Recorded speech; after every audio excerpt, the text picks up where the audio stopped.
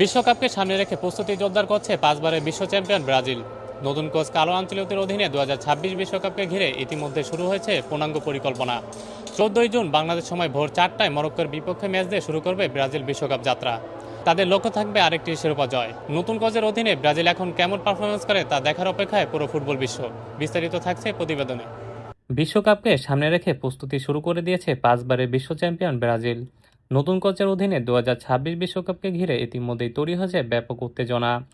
প্রকাশিত সম্ভাব্য সূচি অনুযায়ী আগামী 11ই মে ফিফার কাছে 55 সদস্যের প্রাথমিক স্কোর জমা দেবেন কার্লো আনচেলত্তি।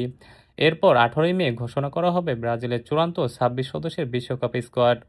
25শে মে থেকে স্কোয়াডে ডাক পাওয়া খেলোয়াড়রা যোগ দিতে শুরু করবেন ব্রাজিল জাতীয় দলের ঐতিহ্যবাহী ট্রেনিং সেন্টার গ্রানজা কমারির ক্যাম্পে। বিশ্বকাপের আগে নিজেদের প্রস্তুতি ঝালিয়ে নিতে 31শে মে মারাকানায় পানামার বিপক্ষে একটি প্রীতি ম্যাচ খেলবে সেলেসাওরা। এরপর 1 জুন যুক্তরাষ্ট্রের নিউ জার্সির উদ্দেশ্যে যাত্রা করবে পুরো দল। সেখানে 6 জুন ক্লিভল্যান্ডে মিশরের বিপক্ষে আরও একটি প্রস্তুতি ম্যাচ খেলবে ব্রাজিল। সবশেষে 14 জুন বাংলাদেশ সময় ভোর 4টায় মরক্কোর বিপক্ষে ম্যাচ দিয়ে শুরু হবে ব্রাজিল বিশ্বকাপ অভিযান।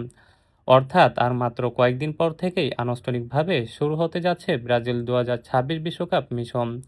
নতুন কোচ, নতুন পরিকল্পনা আর শিরোপা জয়ের স্বপ্ন নিয়ে আবারও বিশ্বমঞ্চে নামতে যাচ্ছে ফুটবলের অন্যতম সফল এই দল। লক্ষ্য একটাই, ষষ্ঠ বিশ্বকাপ ট্রফি ঘরে তোলা।